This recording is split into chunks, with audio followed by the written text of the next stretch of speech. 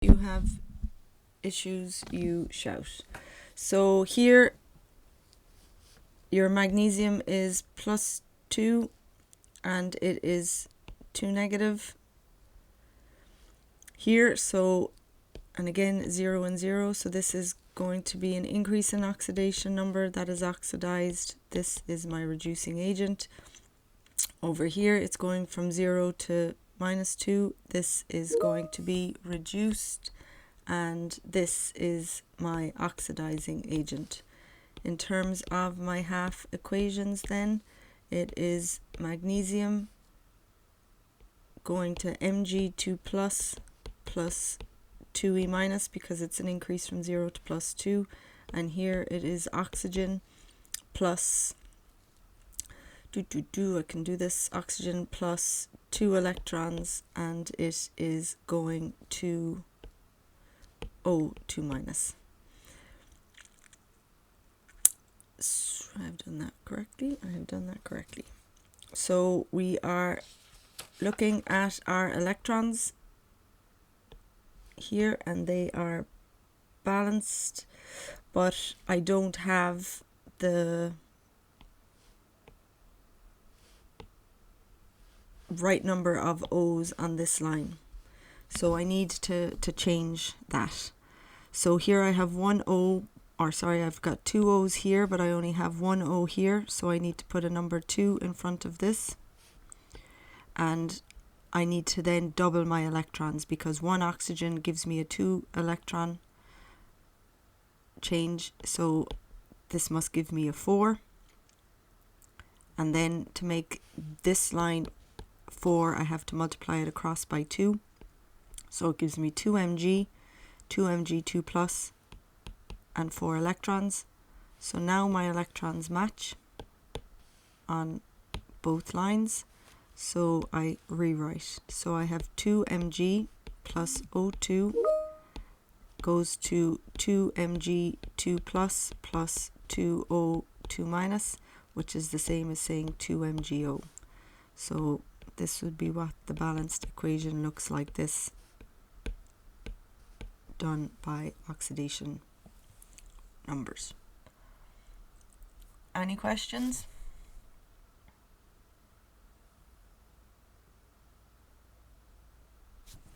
Okay. Why did you have to multiply by 2? Well, surely the 2E minus could have, like, no. each other out anyway. Okay, so I'm going to change my color on my pen. It went from this line here. Okay, that line originally was O2 plus 2E minus, but it went to an O2 minus. So I have 2 oxygens here, but I only have 1 on this side. So I have to balance my oxygens. And to increase the number, this number by number 2, means I have to add in another 2 electrons. Each oxygen gains 2 electrons. So because I have 2 oxygens, I have to move this up to 4. And because this line was a 4 and this line was a 2, I have to change that line also to 4 electrons. Because I can't, where then did my oxygen get those extra 2 electrons if they don't come from this top line? Because the electrons that are here are the electrons that end up here. Does that make sense, Charlie? Yeah, it does. Now, that equation, if I was doing that equation, I would just do it by the balancing that we did when we started at the start of the year, because it's straightforward. But you'll see there's ones that we won't be able to do it that way, and it'll be more obvious that you can't do it that way. Okay, I'm going to change my share. Oop. I'll go back to here.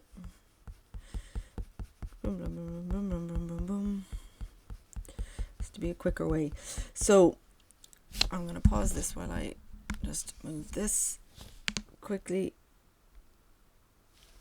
So we are now going to go and have a look at scenarios whereby we can't, it's not ionic, we cannot use just regular balancing. So if you have a look at this scenario, it's the top of page 108 on mine. There is no way we can we can get oxidation numbers for these guys, so they can remain 0 and 0, but now this is not ionic up here, so I can't divide that into ions. It's a covalent compound. So for that reason, we use what are called oxidation states and oxidation numbers. And you have the blurb that's written here. So what this does is it helps you to understand where electrons are coming from and where they're going to. And on page 109, I have a little table here, and I'm going to show you how we can work out an oxidation state and how it's related to the electronegativity. So this is going back to Form 4 stuff, which I know you loved and adored. So the definition, and it's unlikely you will be asked for it, you will be asked for to explain oil rig and to explain oxidation in terms of increase in oxidation number, but just what they are showing the charge on an atom when we follow these oxidation number rules. Now, I don't know, have I filled in your whole table for you, or do you just have that part of the table? That this is empty, is that correct? Thank you, Eva. So, the rules are the rules, and you have to use them. So the first rule is an element is always 0. Now, please remember that an element could be Cu, and an element can be B or 2. But an element is always 0. So if there's only one thing, but you can have, it can be molecules as well as elements, that has an oxidation state of 0. If you have a simple ion, not a complex ion, then it's the charge on your ion is going to be your oxidation state. So it's group 1 and group 2, because group 1 we've said is always positive 1. So sodium would always have an oxidation state of +1, as would potassium, lithium. If you live in group 2, then you have an oxidation state of +2. So calcium, magnesium, all of those things.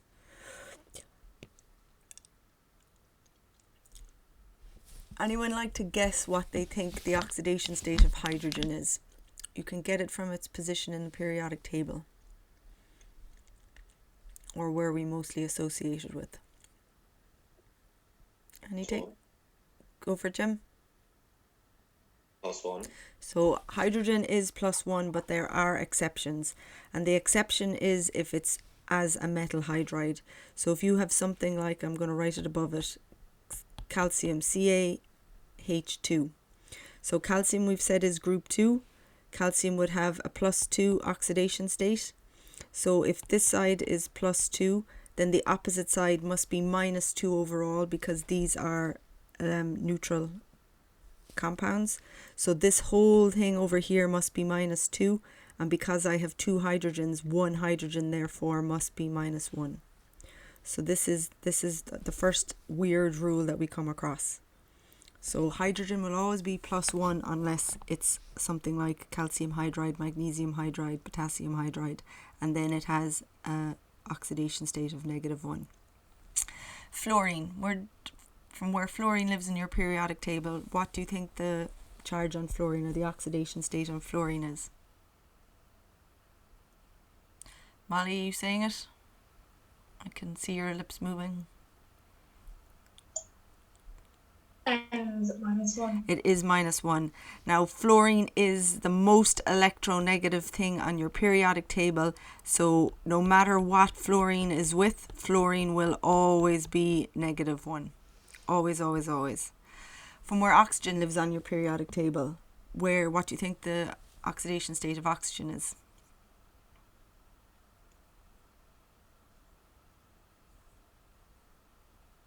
Any takers? -2. Okay, so that is correct. But there's 2 rules for oxygen. Oxygen, when it's with fluorine, we've just said fluorine kicks ass. So I'm just going to write OF2 down here. So fluorine kicks ass. Fluorine itself is always -1. On this side of it, I have 2 of them. So the 2 together make it -2, which must mean whatever's on the other side is +2. So I didn't mean to box this one. So we're doing kind of, when we have compounds, we're kind of doing a balancing to either, if it's just a compound, a neutral compound, we want the oxidation states to add up to 0. So I always box what is the actual oxidation state for my examiner, whereas here is just the multiplication of, I have two of these guys, I've multiplied each one by -1, it gives me -2. On the other side, oxygen is +2 and there's only one of them, so that is the oxidation state. For the peroxide then, peroxide is H2O2. So again, hydrogen keeps its +1 oxidation state, so we're dividing this in two. So that is its oxidation state. I have two of them, so this side is +2 overall. It means my opposite side is -2 overall, and because I have two oxygens, one of them therefore must be -1. So they are two exceptions for oxygen. So you have to remember them, because they will give these in questions, and if you go with oxygen being -2, you will be incorrect. So chlorine, what would chlorine be from the periodic table?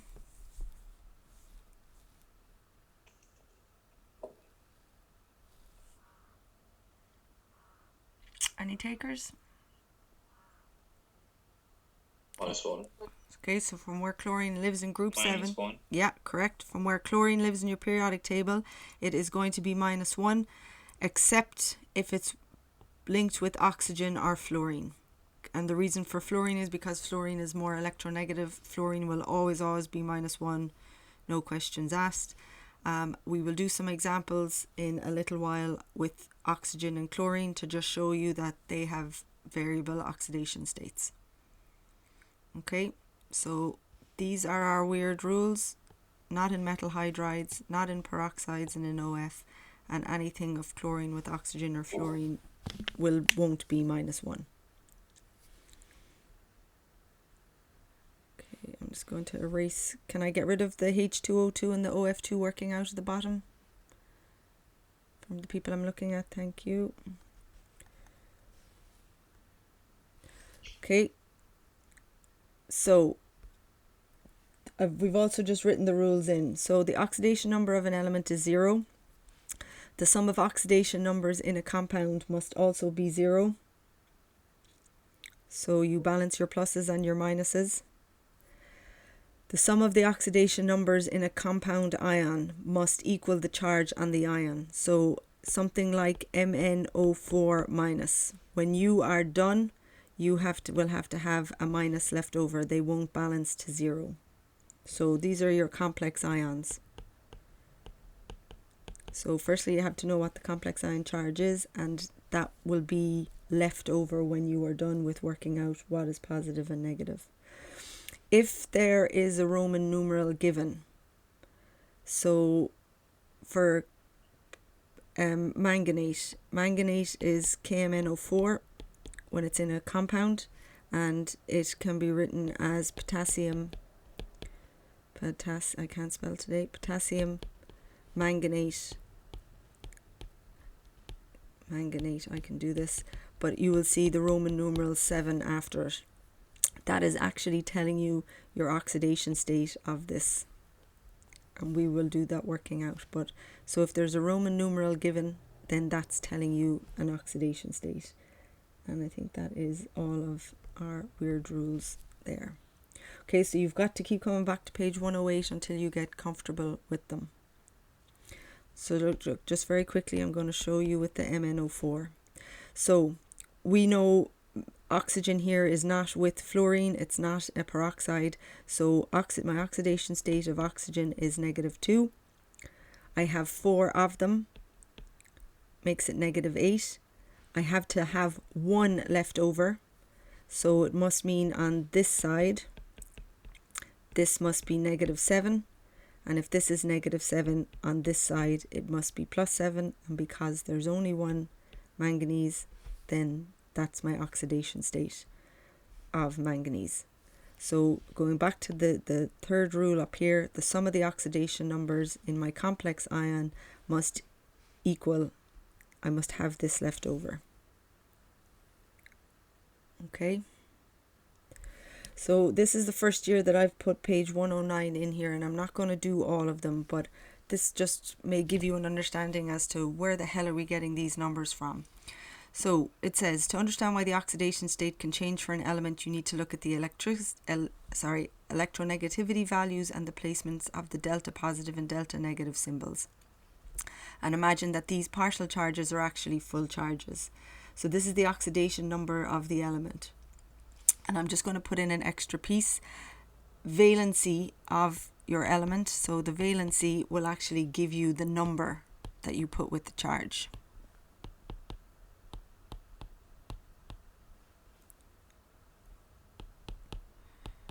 So it's Y is oxygen or 2 minus, looking at it from an oxidation states perspective. So you have these tables with all of these electronegativity values. So I'm just going to pick a couple of the ones that are here. So this is hydrogen, this is HF. We are going to go this, we'll leave that one, or other one. I'm going to go here just so you can understand why it is. Okay, so what I want you to do, please, is use your electronegativity values, and for those ones, put the delta positives, delta negatives symbols on the ones that are in red. Okay, so figure out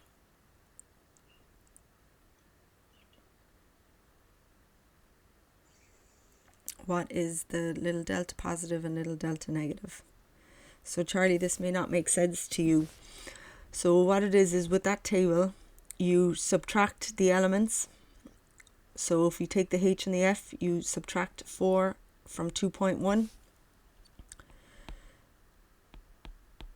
And if you get a number that is, stop doing that. If you get a number that is less than 0.4, it tells you that it's ionically bonded.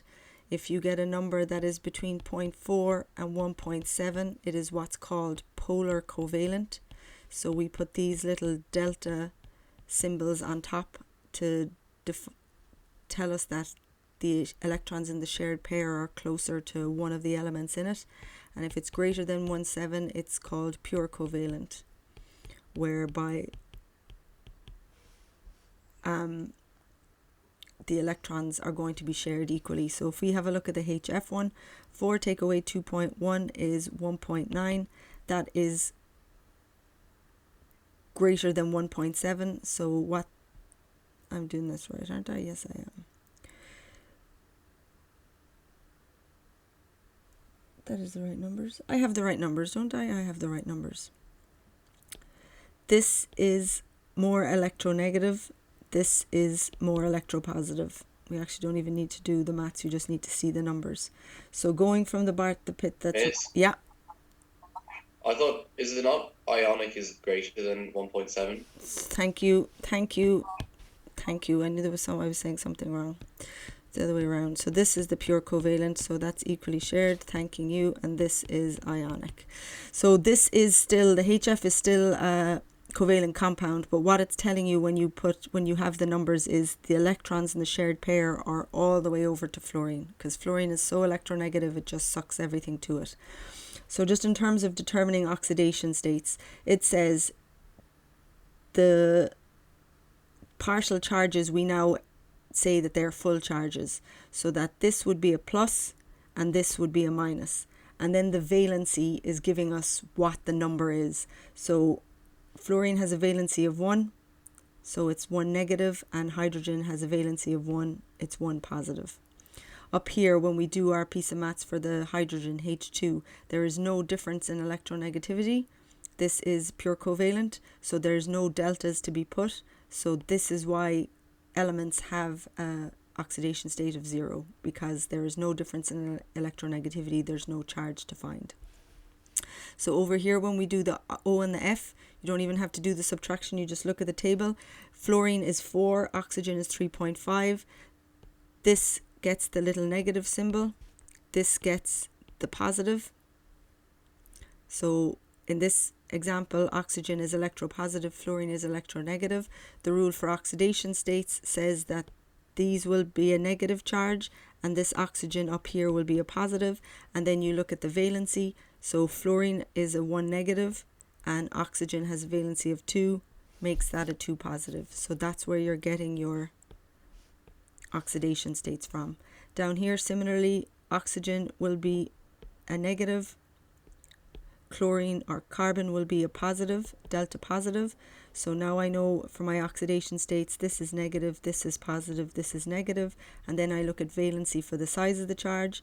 So this has a valency of 2, this has a valency of 2, and carbon is in group 4, has a valency of 4. So these would be their oxidation states, or this is how you can work them out without learning them. Is there any questions? So you won't have to do this. This was just an exercise to show you where these numbers come from, that we're not plucking them out of the air, that they're... Did you use the numbers from up top to get the symbols above? So the symbols are coming from the table. So the symbols are coming from the table. So if you look at oxygen on the table, the electronegativity is 3.5. If you look at hydrogen, the electronegativity is 2.1. The bigger the number, the more negative you are. So this will get the negative symbol. The hydrogen gets the positive symbol. The charge is the charge on the oxidation state. So oxygen will have a negative charge on its oxidation state. Hydrogen will have a positive charge on its oxidation state. And you're getting the number from the valency, and the valency is the number of electrons that something has to lose or gain to essentially achieve noble gas structure. So hydrogen has to gain 1 for happiness, and oxygen has to gain 2 for happiness. So do you get the sign from the Electron, the deltas, and then you get the number from the valence? exactly. Okay, so just down the bottom, I have the complex ions. So if you look at electronegativities for this, for the S and the O, the S is negative, this guy is positive. These guys are negative down here. These ones already come with charges, so this is a minus, full minus, and this is a full minus. We then add in our valencies. So down here, this is a 2 neg. This one here, so the rule is simple ion, it's the charge on the ion. This is a -1. This up here will be a -2. So if you add these guys up, and over here, this will be a positive, or a 1. A -1 over here because it gets its charge. But to find out, so the sulfur, this middle sulfur here is going to have a plus, and it is going to be a plus 5 working off the oxygens. Now, you won't have to do these the way I'm doing them now. I'm going to show you an easier way in which to do it, but this was just showing you where they come from. Miss, Yeah. where did you get the +5 from? So the +5 is for these oxygens. The oxidations of these oxygens have to cancel or balance the S's. So I'll do it over here. So S2O3 2-. We know oxygen is -2 is the rule. There are 3 of them. It is -6. I have to have 2 negative left over, so it has to be -4. It has to balance this left hand side, so this has to be +4, and this has to be +2 for each one, is how it's assigned. I definitely have that done right. The minus. Yeah, I definitely have it done right. Can't see where it's going here. So this central S, oh, I do see where it is coming. So I'm doing this central S off the oxygens. You with me on that one? So I'm doing the central S off these guys is a +5. This one is a -1, +5 and -1. means both oxygens are +4. So in terms of oxidation numbers, then they're assigned each +2. So this is the method over here that I'm going to get you to use to work out your oxidation numbers, because it's easier. Does that answer your question, Jim? I think so. Okay, so I got the middle S off the O's, and I then have to find out roughly what each S is worth. Combine these, so 2 of them are worth +4, 1 of them must be worth +2. But this is the method that we're going to use. So if it is okay with you, we are done. So I've put up the homework. It might have pinged already. I'm going to change it. I'm going to ask you to try page 110. So what I might do is I will delete the assignment and I will re-put it up. So page 110 starts, you have a load of assigning oxidation states according to the rules. So you're going to give these a go, and if you are having problems, you need to get in touch. So it's page 110 in my book. Is it page 110 in your book? Yeah. Yeah. Okay, so you get in touch if you're having problems, and I will redo the assignment. So if it pings, ignore it, because I'm going to delete it. Okay? So happy weekend. I have never been this happy for it to be a Saturday in so long. And guess what? Can do nothing. Woohoo! But anyway, it's Saturday. So be safe and talk soon. Thank you. Bye.